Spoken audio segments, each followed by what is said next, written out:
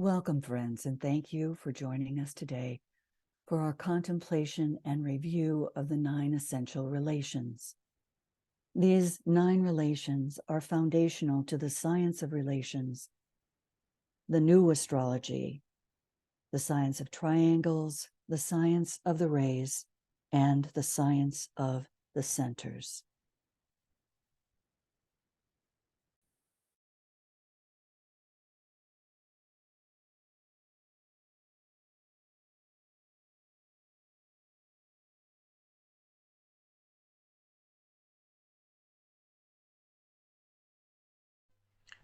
We continue today considering each relation connecting the themes of each zodiacal sign, relation of the rays, qualities, cosmic triangle of the unifying element, and the centers involved, today with the second relation.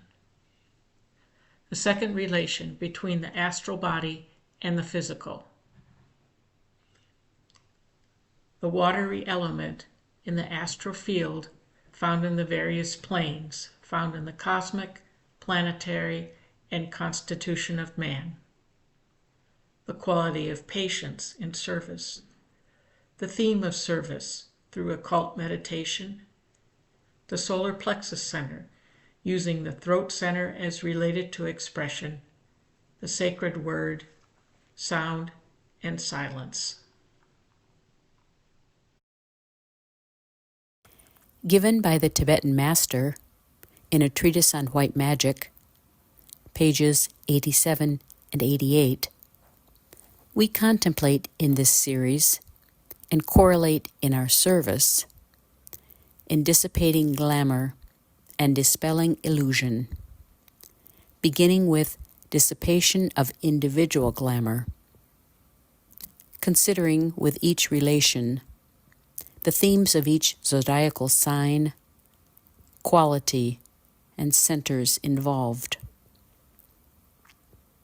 In episode 1, we reviewed the first relation, that of creative activity,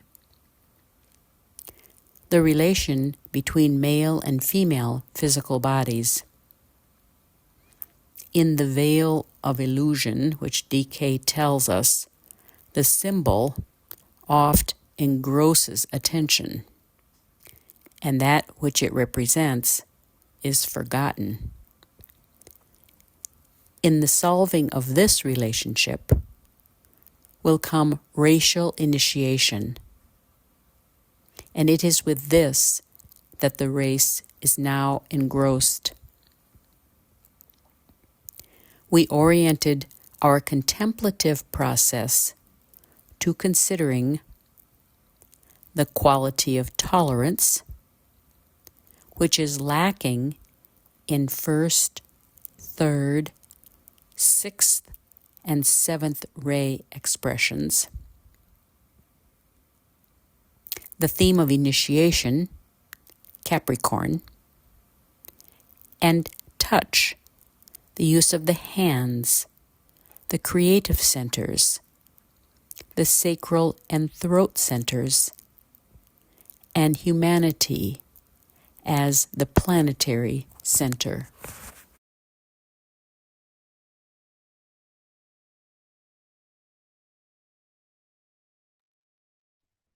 Master DK gives us this occult aphorism at the close of a treatise on white magic. And also he includes it in the Rays and the Initiations at the end of the book. To will, to know, to dare, and to be silent has a special significance not hitherto revealed, and at which it is only possible for Master DK to hint. Those of you who have the inner knowledge will comprehend at once. To will, these words relate to the ultimate achievement when, by an act of the combined will of the soul and the lower man, unification and realization are brought about. It concerns the center at the base of the spine. This actually concerns the 4th initiation and higher. And therefore, when we are working together, we focus on the spiritual will that we can find in our own soul vehicle. It's very important that we do not attempt to arouse the Kundalini. We do, at times, focus on the base of the spine in connecting the centers. And the base of the spine is one of the centers that is activated in ordinary man. But in our work together, it is really important that we're clear about this. This is a very high point. To know these words concern the ajna center, the center between the eyebrows, and a hint lies in the words, let the mother know the father. It has relation to the marriage in the heavens. This is also an important note for us who have not yet passed the third initiation. For the ajna center is a 96 petal, 2-lobed center.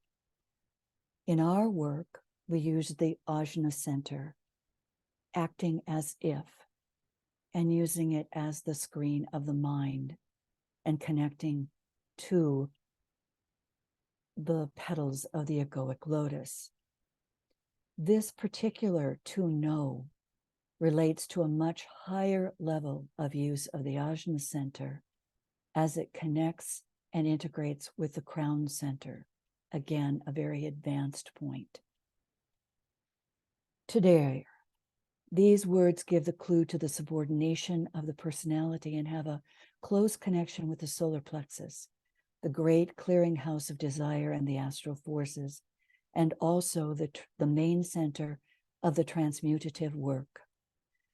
This is where we work, subordinating the personality, lifting the solar plexus, clearing the astral field and the astral forces through the dissipation of glamour and the dispelling of illusion, and utilizing an uplifted and transmuted solar plexus center to dare to do this in our work. And that is why we work in group formation. To be silent, this phrase relates to the transmutation of the lower creative energy into the higher creative life. The sacral center has to relapse into silence. This is an essential. And therefore today, as we go through this relation, we will focus on sound and hold the thoughts that DK gives us in our own personal work, our individual work on glamour and illusion, to be able to touch and hear the note of the soul. Thank you for joining us, and let us continue.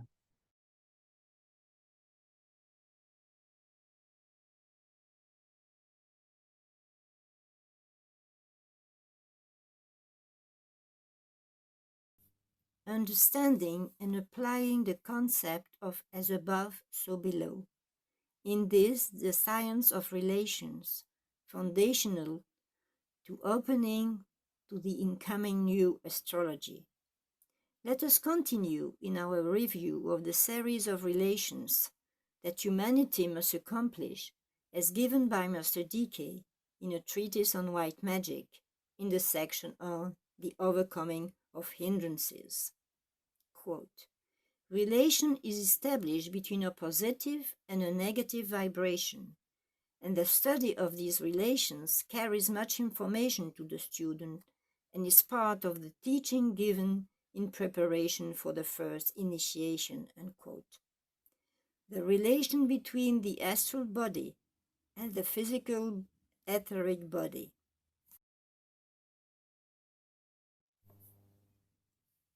Visualizing the one soul, uniting the soul of all our group members, those working with us subjectively and those joining us from the other side of the veil.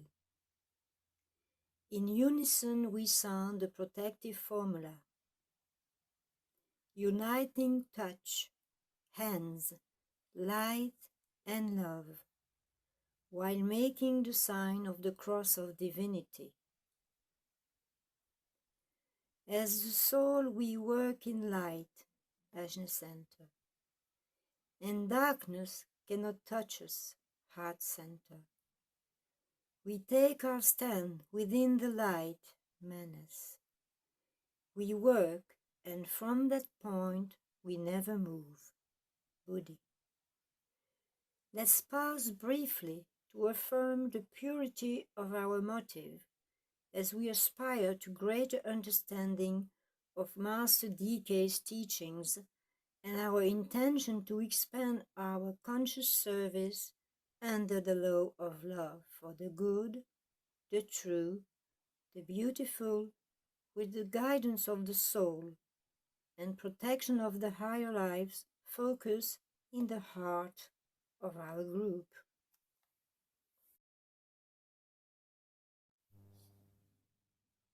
The second relation, the relation between the astral body and the physical, which for the majority is the control by the positive astral nature of the negative automatic physical. The physical body, the instrument of desire, is swayed and controlled by desire, desire for physical life and desire for the acquisition of the tangible. What is required of us to better understand the second relation? Consideration of the astral plane and astral body. Consideration of the Akasha. Understanding of sound. Ask yourself, what is my orientation to sound? Hearing. Ask yourself, what do I listen to? What moves me? Use of the sacred word. Use of note. Vibration sounded onto the etheric physical. What is the cosmic astral plane?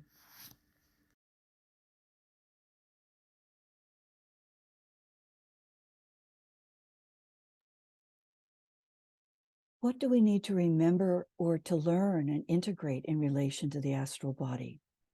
Nicole had presented an extensive series on Master DK's teachings on the astral body and plane in 2021, particularly in relation to esoteric healing. If you recall that or you're interested, it is available to members through the Moria Federation Esoteric Healing Community website. And you can contact on the website for more information about that if you were not part of those groups. What connects us and relates the parts and the sparks of life within the whole? What do we need to remember or to learn and integrate in relation to this astral plane? So let's review some highlights from Master DK's teachings in relation to the new astrology.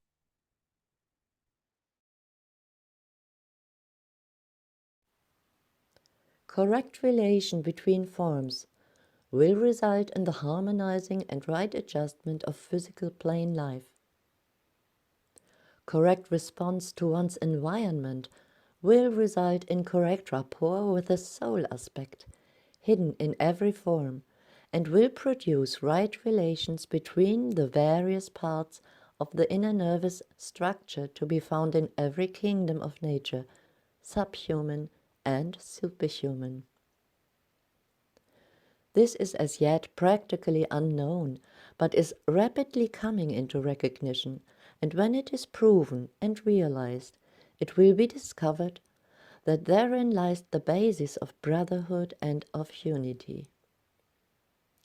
As the liver, the heart, the lungs, the stomach, and other organs in the body are separate in existence and in function, and yet are unified and brought into relation through the medium of the nervous system throughout the body, so will it be found that in the world such organisms as the kingdoms in nature have their separate life and functions, yet are correlated and coordinated by a vast, intricate sensory system, which is sometimes called the soul of all things, the anima mundi, the underlying consciousness.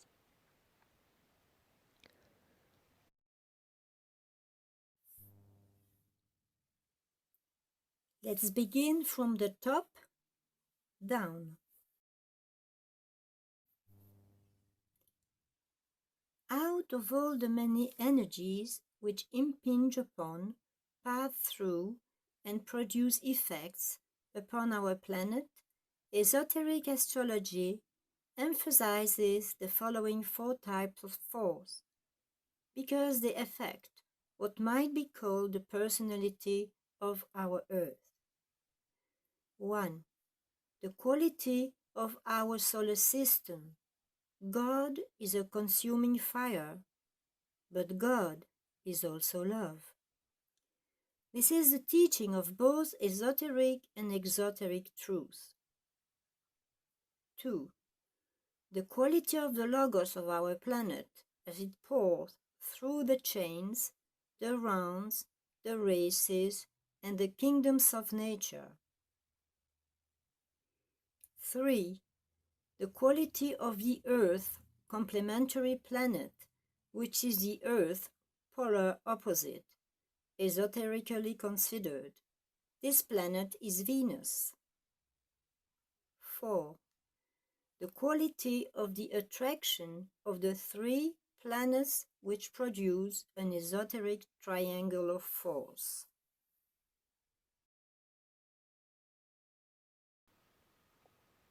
The trained seer has learned to dissociate that which pertains to his own aura and the aura of the planet, which is in actuality the Akashic record. He can distinguish between those Akashic records which are A. planetary, and B. hierarchical or pertaining to the work of the 12 creative hierarchies as they bring to concretion the plan of the Logos. The Akashic record is like an immense photographic film, registering all the desires and earth experiences of our planet. Those who perceive it will see pictured thereon 1. The life experiences of every human being since time began, and 2. The reactions to experience of the entire animal kingdom. 3. The aggregation of the thought forms of a karmic nature, which is based on desire, of every human unit throughout time. And herein lies the great deception of the records. Only a trained occultist can distinguish between actual experience and those astral pictures created by imagination and keen desire. 4. The planetary dweller on the threshold with all that appertains to that term and all the aggregations of forms which are to be found in its environment.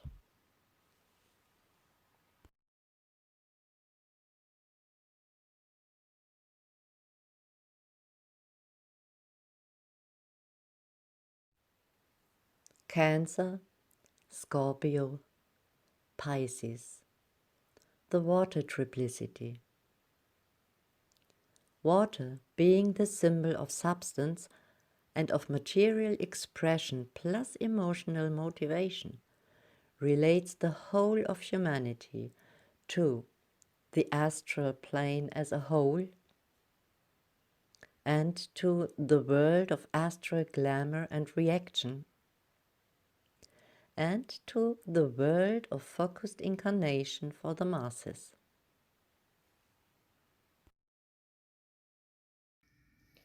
The Watery Triplicity, comprised of Pisces, Scorpio, and Cancer. Water being the symbol of substance and of material expression, plus emotional motivation. Let us take a moment to consider the relationships, the planetary rulers, the three crosses, and the related qualities. Pisces on the mutable cross. Exoteric ruler, the sacred planets Jupiter, Vulcan. Esoteric ruler, Pluto. Hierarchical ruler, Pluto. Related qualities, sacrifice, transmutation, captivity, bondage, liberation, renunciation, detachment. Scorpio on the fixed cross. Exoteric ruler, Mars. Esoteric ruler, Mars. Hierarchical ruler, sacred planet Mercury. Related qualities, the tests and trials and triumph, crises, moments of reorientation. And finally, Cancer on the cardinal cross. Exoteric ruler, the moon as the ancient thought effect veiling Neptune. Esoteric ruler, Neptune. Hierarchical ruler, Neptune. Related qualities, birth, movement, evolution, realization.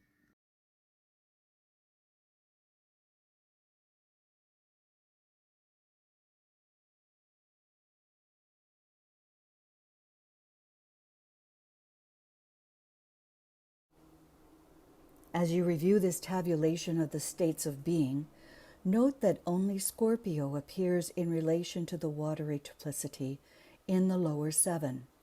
Cancer and Pisces, ruling states of being on the higher levels of pure abstraction, as hierarchies, Dwayne Carpenter has depicted in his evocative images. These levels are pure abstraction on the cosmic astral plane and concern us not at this point in our contemplation of this second relation.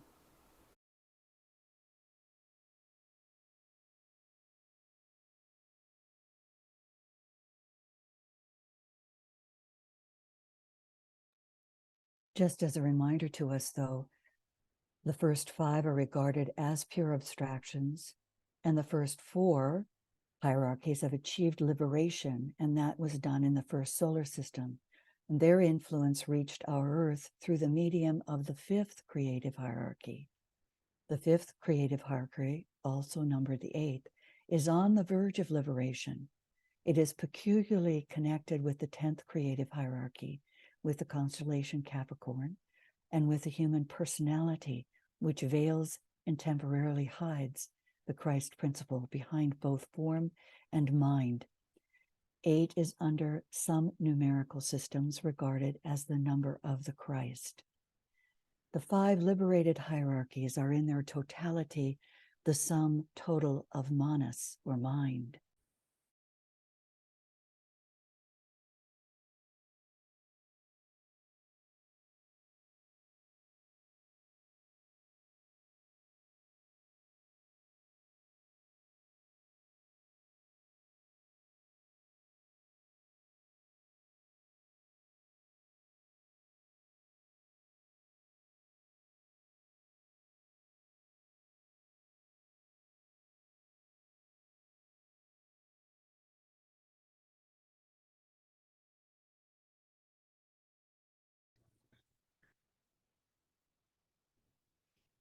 The rays, always a septonate of energies, controls. We must look upon humanity itself as an integrated entity, as a being, as alive in a form. In this unified form life, every human being is a cell, and the 7 races constitute the 7 major centers, with the polarization shifting ever into the higher centers and the lower centers fading away into quiescence, until the time comes when all of the 7 will be coordinated and energized at the end of the age. We might here make the following suggestions, note this word, as to the relation between the races and the centers in the body of humanity. The 5th root race, the throat center, creative power, the present, and occult.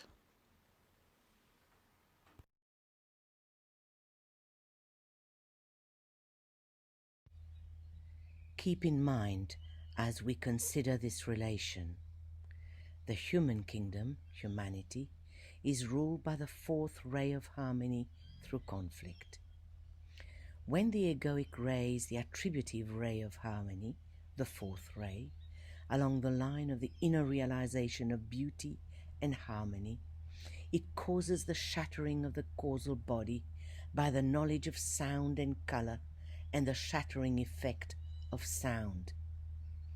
It is the process that leads to the realization of the notes and tones of the solar system, the note and tone of individuals, and the endeavor to harmonize the egoic note with that of others. When the egoic note is sounded in harmony with other egos, the result is the shattering of the causal body, dissociation from the lower, and the attainment of perfection. Its exponents develop along the line of music, rhythm, and painting. They withdraw within in order to comprehend the life side of the form. The outer manifestation of that life side in the world is through that which we call art. The great painters and superlative musicians are in many cases reaching their goal that way.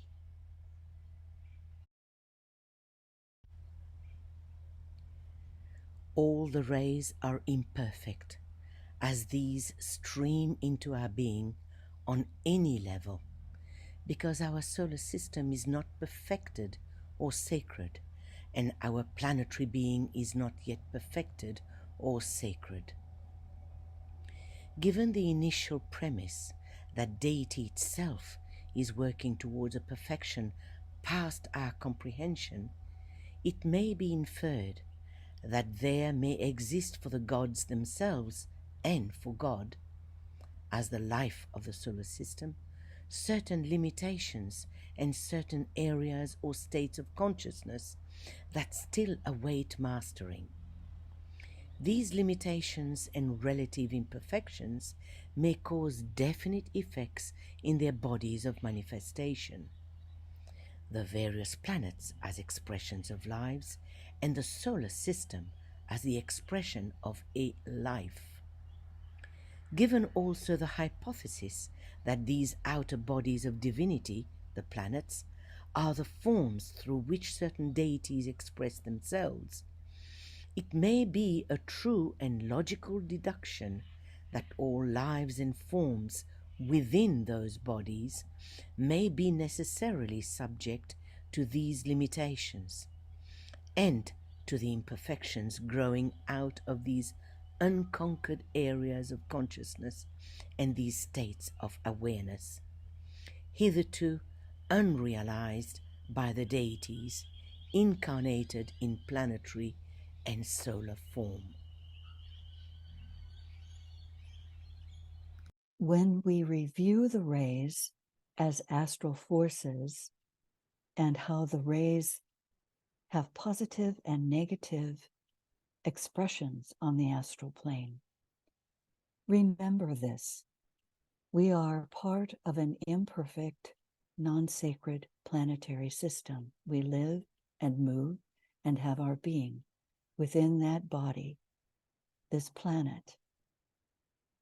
And all lives and forms within this body are subjected to the limitations. And those limitations, we are attempting to lift our consciousness into a higher state of awareness so that we can move beyond the limits of the planetary imperfections.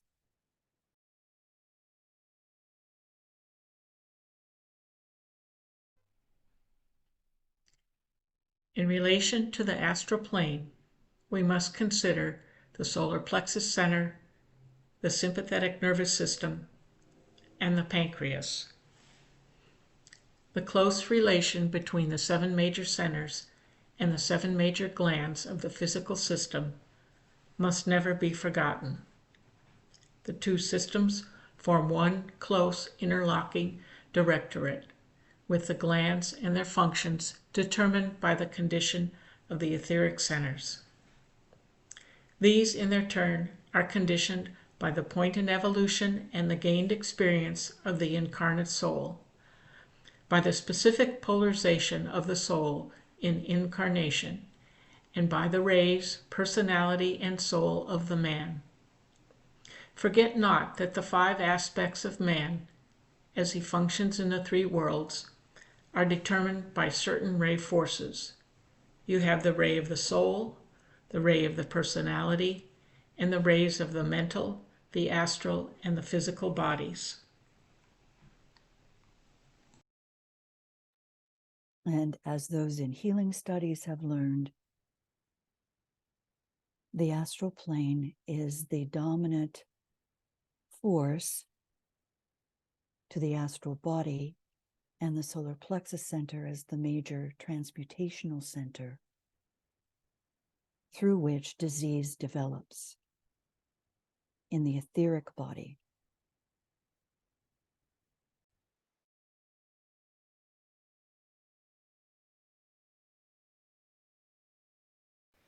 Here the astral plane dominates.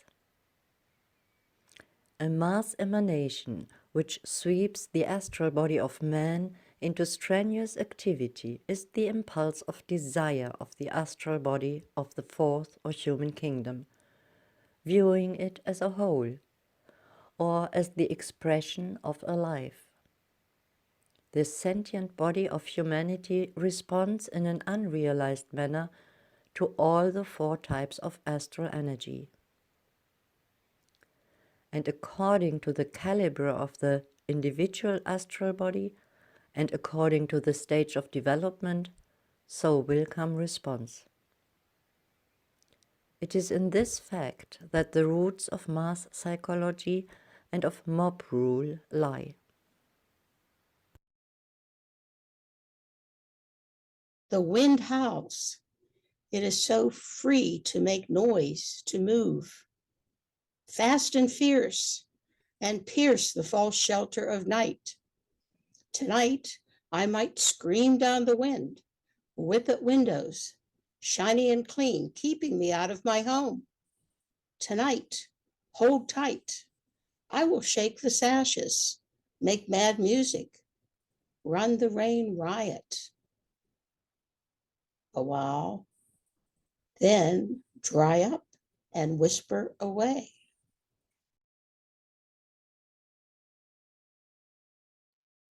We live and move and have our being within this planetary being.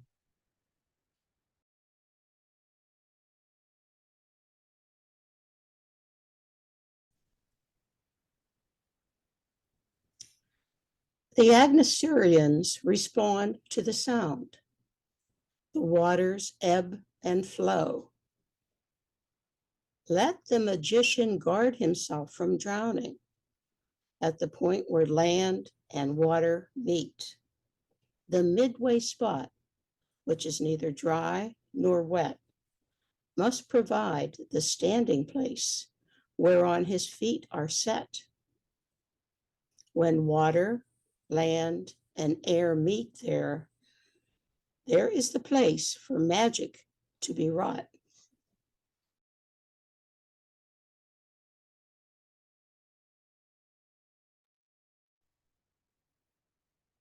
We have seen this tabulation before, but let's look at it briefly again as we move to the close of part A of this essential relation. The astral force and the 7 rays. These 7 rays express on the astral plane preeminently the determining life forces of the majority of men at this time. They work out into manifestation in a relatively simple matter. Let's take them one at a time.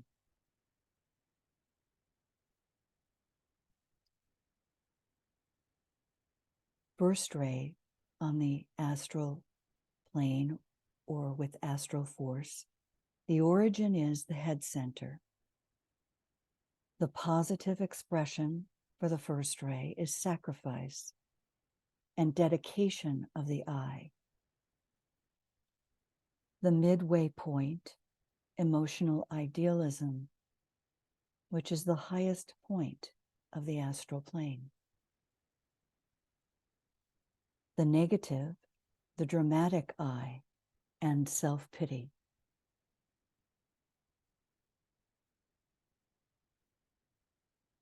The second ray expression, or astral force, the origin is the heart center.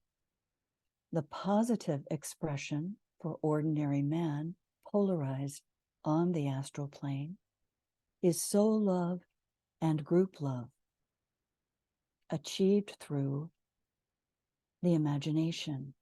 On the astral plane, that is the quality, that is the expression that can be utilized to move to the positive expression.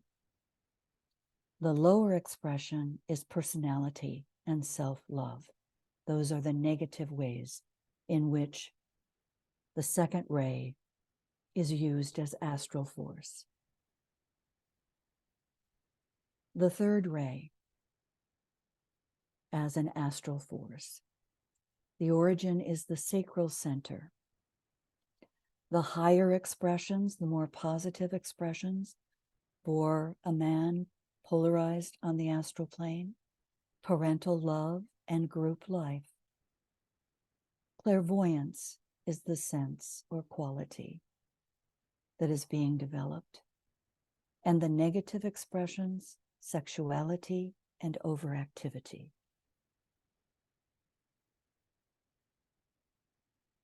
The fourth ray, expressed as an astral force, particularly by those who are polarized on the astral plane, is through the ajna center, the screen of the mind. Psychometry, the quality or sense, can be used in a positive way and is expressed as mysticism. The lower expressions, the negatives, selfishness and dogmatism.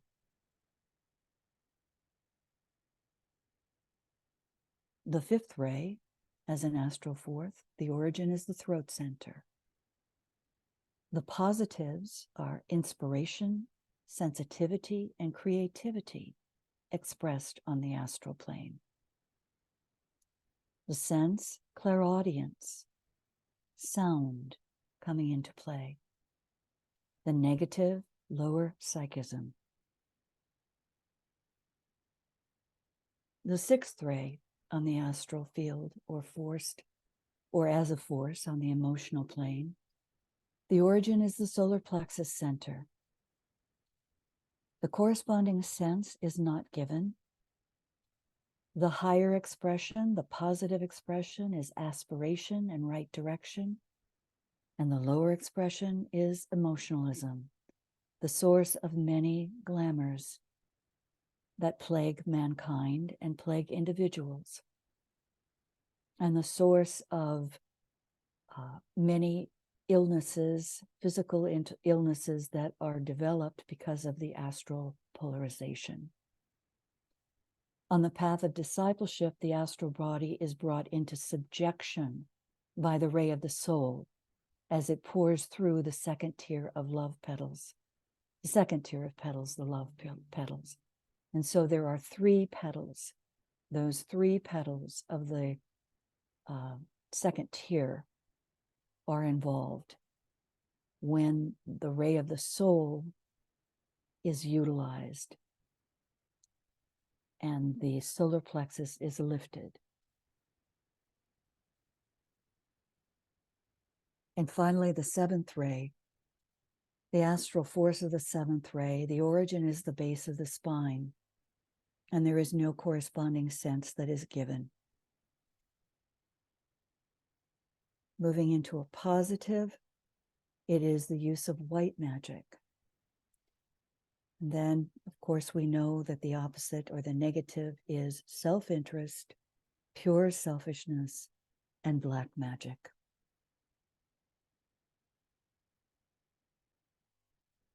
In the parallel series, Dissipation of Glamour and Dispelling of Illusion, that will run this year, we will look more closely at the particular glamours, illusions, and impacts that there are, first on the individual, and then we'll go into group, and finally into the nations and the world.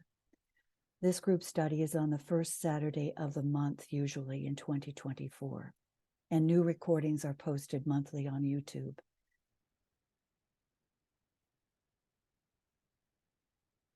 This is the end of part A of this 3-part focus on the essential relation, the astral and the physical etheric bodies.